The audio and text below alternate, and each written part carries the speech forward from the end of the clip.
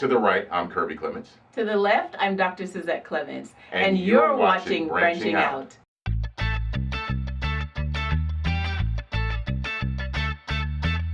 I'm Dottie Peoples, and you're watching Branching Out. Hi everyone, I'm Gloria Goban from Bass Wives LA, and you just caught me on Branching Out. Hi, we're the Braxtons, and you're watching Branching Out. You are watching Branching Out. Wow, you look beautiful. Thank you. All right, hey, it's Blair Runner. We're watching Branching Out.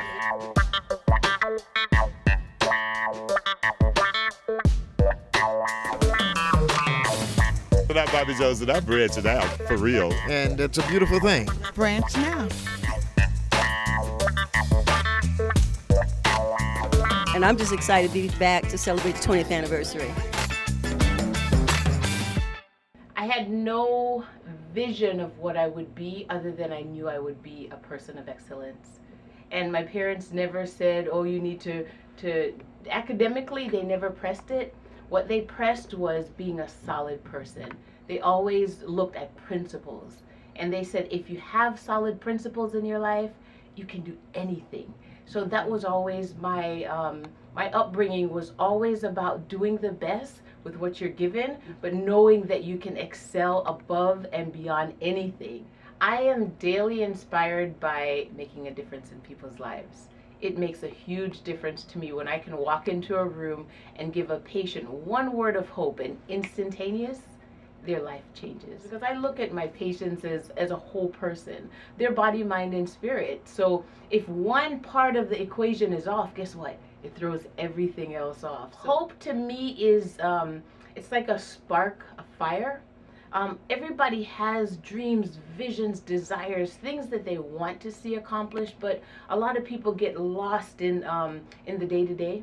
What hope is to me, it's that spark that continues to light like this. And what I have found in the practice is that when I can help be an instrument of relighting or rekindling that hope, instantaneous. A patient will come in pretty significant pain, and they walk out pain-free, even if I don't inject them, if I don't give them medication.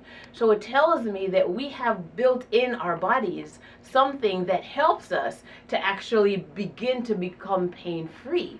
There's a high population of people who feel as if their lives are out of control. And there's usually a correlation when somebody comes in and they've been in chronic pain for years, which I see a lot of patients like that. Mm-hmm. And when I can just help them make one little shift in their physical bodies, especially in their feet, the same correlation, I can also help them in their spiritual lives or their physical lives or their mental lives. Infusing hope in any patient that needs it, I feel that is so crucial in my life, and that's what I do every day. Success for me is maintaining a beautiful family relationship with my husband, with my kids, maintaining the ability to speak one-on-one with my patients and speak with their hearts, not just running in and saying, hey, so-and-so, I'm going to write a prescription for this. To me, that's insignificant. You can't have your separate kingdom and her have her separate kingdom, because invariably the kingdoms will pull you apart. Right. So you kind of got to be involved in her practice, or she's got to be involved in yours. The input, I mean, that's the first thing. The second thing is you got to leave the stress of the job at the job. That's so true. Because there's so many times when you're struggling when you first start out, where if money's not coming in, you're mad. But the only person you can't yell at your business, but you can yell at your wife or your husband, right, or the kids. Involve each other in each other's kingdom. And then lastly, you got to celebrate with each other. There is no 50-50 in our relationship. There are times when it's 70-25. There are times when it's 90-10. And being able to assess 70-30. What did I say? 70-25. 70-25. No, but yeah, but there's a drop off. I did that on purpose, okay, because sometimes neither of us can give that 100%. They'll say, treat her as she's your queen and you're her king. Well, quite honestly, that's foolish. It is. And I'm going to tell you why it's foolish. It Because is. a king wants to be served and a queen wants to be served. Right. And if each of you are king and queen, who's serving who? But when she needs a fire, I put a fire. Absolutely. And I encourage. And sometimes that fire is hotter than I need, but I'm just like, all right, decrease that flame a little bit. Yeah. But it works, though. It does really work. Does. And there's no roles in the house. I mean, I say roles. Right. I cook. There are no traditional roles. We both do everything. We co-labor, as your parents would define it, and they wrote a beautiful book on He Gave Them, where it talks about the relationships, because I find that most people struggle because, if I'm thinking he's the head of the household and he's got to do X, Y, and Z, so I have all these expectations for him, and he's just like, I just want to be loved and appreciated. I mean, at the end of the day, you gotta support each other. I mean, you have to find out where that person is weak. I mean, because if you become one body, she might be the left leg and I'm the right leg, but if one leg is dragging, then we're not moving forward like we need to move. So that's really what it takes to become as a power couple. Again, we were a power couple, but I will say this: to become a powerful family and a strong family, you have to have that balance. We believe that everybody has the potential to live their dream, their vision, and their passion. But often what happens is the circumstances in life will knock you down.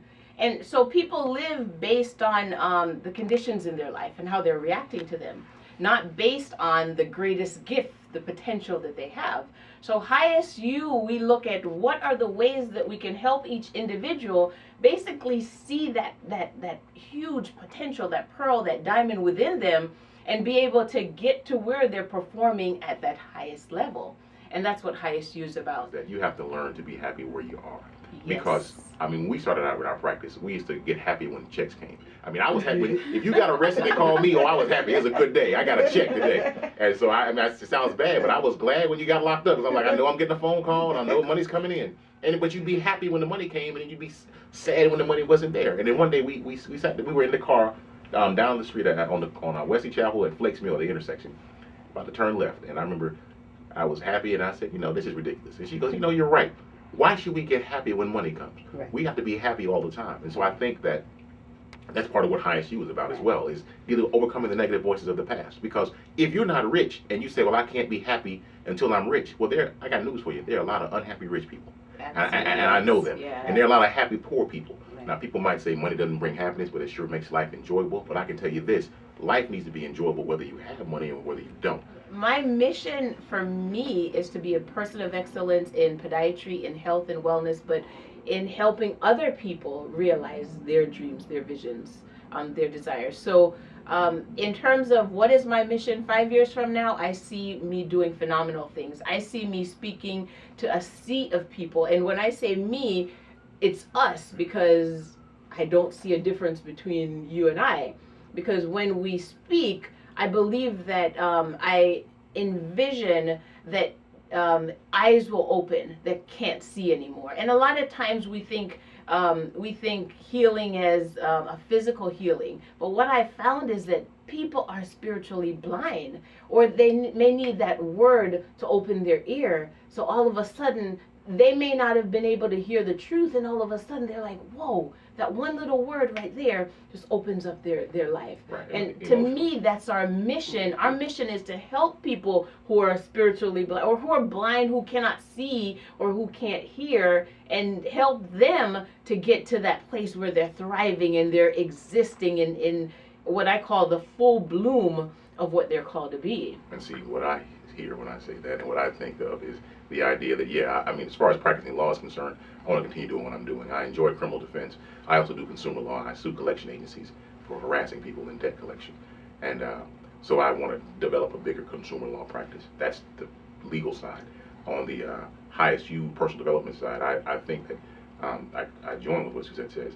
I would like to be able to help people to unlock the bondage of the past. I know a lot of people have thoughts in their mind about, I like to say this way, like my dad says it, this, changing the past. People sometimes say your past can't be changed, and he says no, your perspective on your past can change, because a lot of times people's future is dictated by what happened in the past, or people negative voices from the past. And I like to say, some of those voices are dead people, and I'm like, you giving these folks eternal life.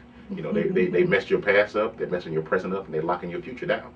So let's teach you how to break free from that and how to come up with a new scripting, a new mindset, so that you can move forward to what you want to be and what you should be. We can attain anything, but we have to understand the laws, we have to understand the principles that work within that system, and we now have to have accountability. And when we're plugged into that system, it's just a matter of time. You can be anything you want to be. I was born in a small town in Jamaica.